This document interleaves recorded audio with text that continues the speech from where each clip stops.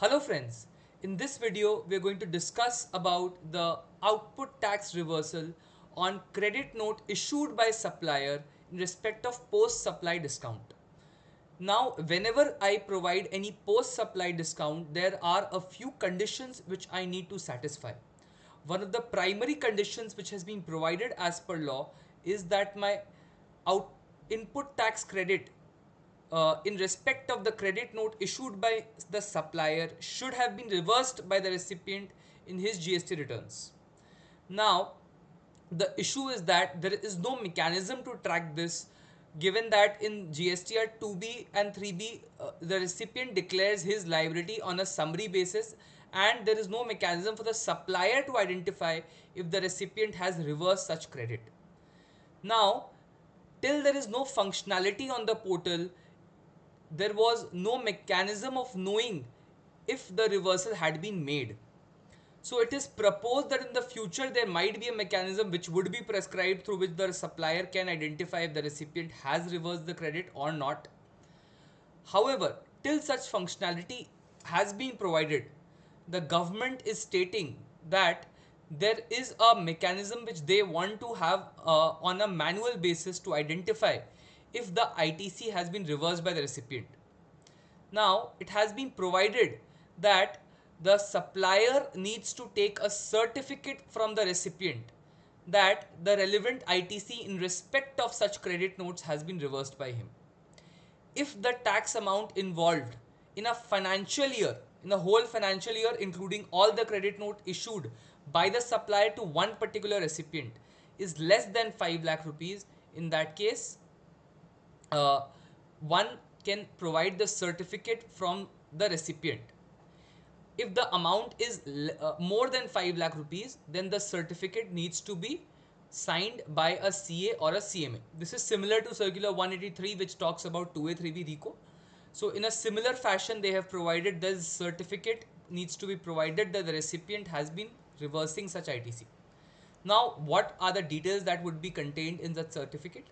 First is the details of the credit note, that is the particulars, the credit note number, date, amount which has been provided within the credit note, the value, everything would be there, including the tax amount.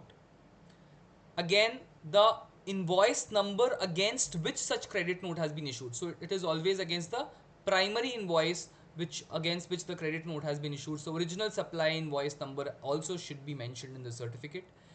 ITC reversal, whether it has been made against such credit note, also needs to be provided over there. And finally, the most important thing, through which mechanism has the recipient reversed this ITC, through 3B, in which month's 3B, through VRC03, or through whatever document the recipient has reversed such ITC. All of that needs to be provided as part of the certificate. So the format of the certificate is also relevant. Now, interestingly, though the circular has come in now, but it has been stated that even for the past periods, the department has the power to raise the liability, and for all department proceedings, they can raise this question, and the supplier needs to produce this certificate as an evidence that the reversal has been made. Now, in my view, this is a very onerous responsibility, given that the supplier might not be dealing with a particular customer, or he might be having a lot of customers, taking certificate from each such customer from his CA. Again, that becomes a very difficult responsibility to be complied with. So for the past period, getting this liability on the supplier, given that the notices are being issued for past periods of 1718 also.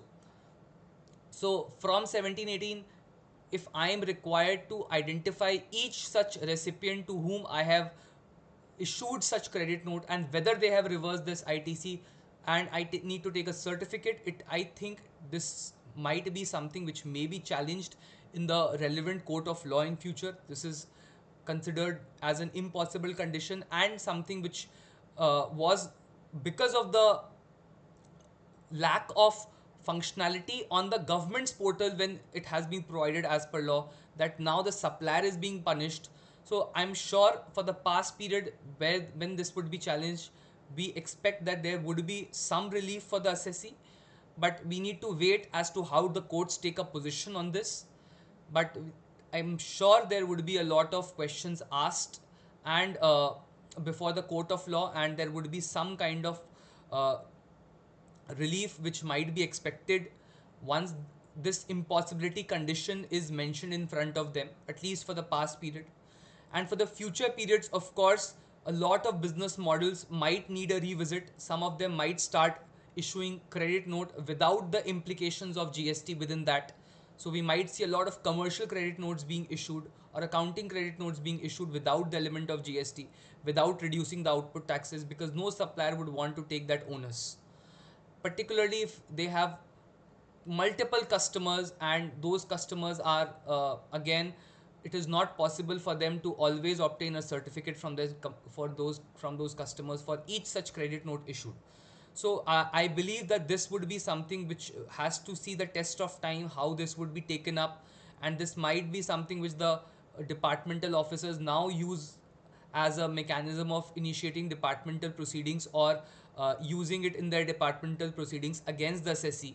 So we have to be very careful and see how the suppliers can comply with this circular to the extent possible. If not, in that case, they can take their legal recourse wherever necessary. So with this, I would like to thank everyone for giving me a very patient hearing. Thank you.